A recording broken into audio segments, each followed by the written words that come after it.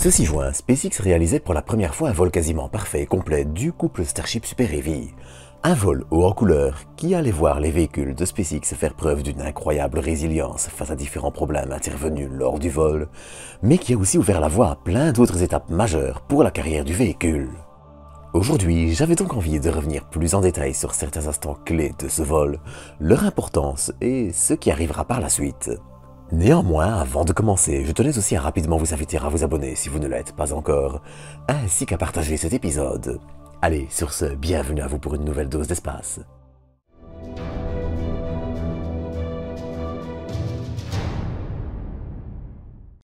Décidément, parler du dernier vol du Starship est compliqué.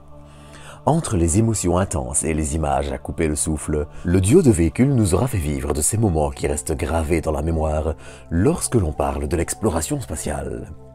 Et entre un vol couronné de succès et quelques petits pépins, les leçons tirées de ces poignées de minutes sont colossales. D'ailleurs, pour citer SpaceX, la charge utile, c'était les données récoltées.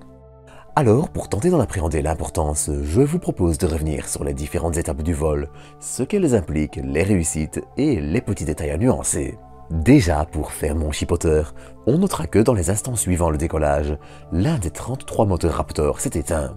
Pas d'explosion ou de destruction ici, et avec 32 moteurs sur 33, aucun problème pour les performances du véhicule.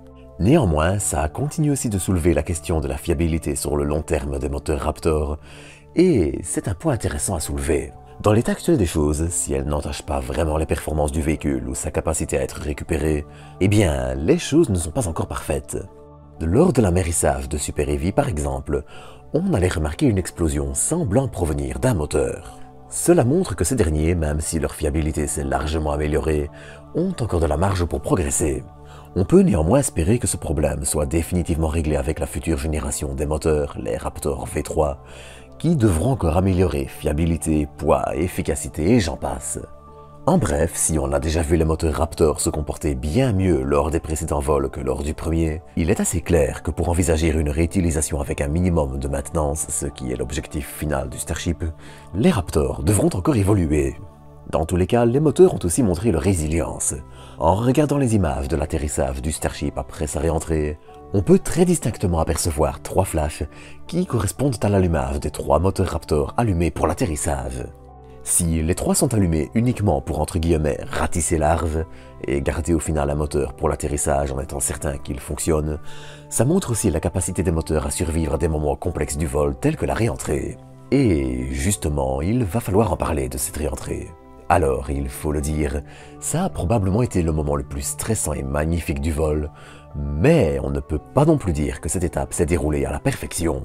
On a en effet vu, via une caméra fixant l'un des ailerons du Starship, le petit bloc noir à gauche, que cet aileron perdait cette huile de protection thermique avant de partir littéralement en morceaux. Alors, disons-le, la capacité du Starship à se poser dans de telles conditions est totalement admirable, et ce vol reste une prouesse pour l'entreprise d'Elon Musk. Mais, comme ce dernier le disait justement il y a quelques jours, les ailerons du Starship souffrent d'un problème. De par leur mobilité permettant de contrôler le Starship, notamment lors de la réentrée, il existe hélas des interstices dans lesquels le plasma généré par la réentrée passe au-delà des tuiles de protection thermique et endommage le restant du véhicule. C'est par exemple la raison de l'apparition de ce point chaud qui fut le début des ennuis pour notre aileron favori. Et disons-le, s'il est impossible de le confirmer à l'heure actuelle, il est fort probable que ce soit un problème pour tous les ailerons du Starship. De la bouche d'Elon Musk lui-même, c'était déjà une crainte avant qu'elle ne soit confirmée lors de ce vol. Et pour ça, malheureusement, il n'y a pas 36 solutions. Il va falloir revoir et améliorer les ailerons, et à la fois protéger les points chauds où le plasma circule, et aussi tenter de justement minimiser cette circulation du plasma. C'est d'ailleurs probablement pour cette raison entre autres que dès la nouvelle génération de Starship, les Starship V2 qui seront rallongés, qu'on peut espérer voir arriver avant la fin de l'année, les ailerons du véhicule changeront de forme. Non seulement un meilleur aérodynamisme permettra d'augmenter les performances du véhicule lors du décollage en réduisant les frottements avec l'air, mais cette révision devrait aussi alléger les ailerons le plus possible et minimiser la circulation du plasma. Pas de défi impossible pour SpaceX donc, mais en revanche encore aussi pas mal de travail pour qu'un Starship réussisse à survivre à sa réentrée sans dégâts. Mais à côté de ça, en parallèle, SpaceX devra aussi continuer à travailler sur le guidage du véhicule lors de son retour dans l'atmosphère. Le Starship se serait en effet posé à environ 6 km du point prévu, ce qui, disons-le, est une très belle précision.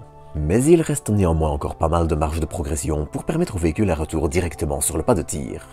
On ne parle plus là de précision en termes de kilomètres, mais de dizaines de mètres, et c'est encore plus délicat sachant que, dans le cas du Starship, avec les vitesses et conditions en jeu lors de la réentrée, le défi de la précision est bien plus colossal que pour Falcon 9 ou même Super Heavy.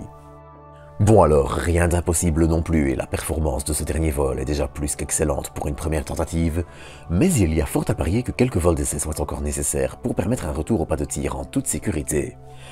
Du côté de Super Heavy, en revanche, les choses semblent un peu différentes.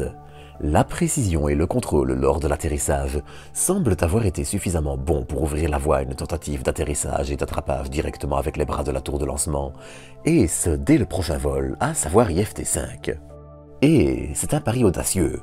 Il est à la fois risqué pour le pas de tir en cas d'incident et pour les autres installations au sol, mais c'est aussi un pari qui a à la fois du sens. Avec la construction du second pas de tir désormais entamé, faire un essai avec le pas de tir actuel avant que l'autre ne soit trop entamé a aussi du sens. Si des problèmes majeurs venaient à apparaître lors de cette récupération, cela permettra à SpaceX de modifier le nouveau pas de tir en conséquence, permettant ainsi de faire de beaux gains de temps et d'argent. En résumé, ce nouveau vol a été l'un dans l'autre un beau succès. S'il reste encore énormément de marge de progression pour envisager une réutilisation rapide du couple de véhicules, ce nouveau vol a en tout cas signé un bond de géant pour le développement du Starship.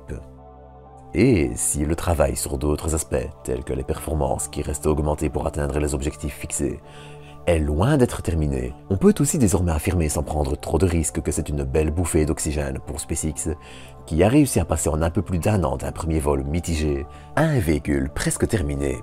La suite au prochain épisode donc, et avec l'accélération actuelle de la cadence des vols, on peut décemment espérer voir IFT-5 pointer le bout de son nez d'ici la fin juillet ou début août.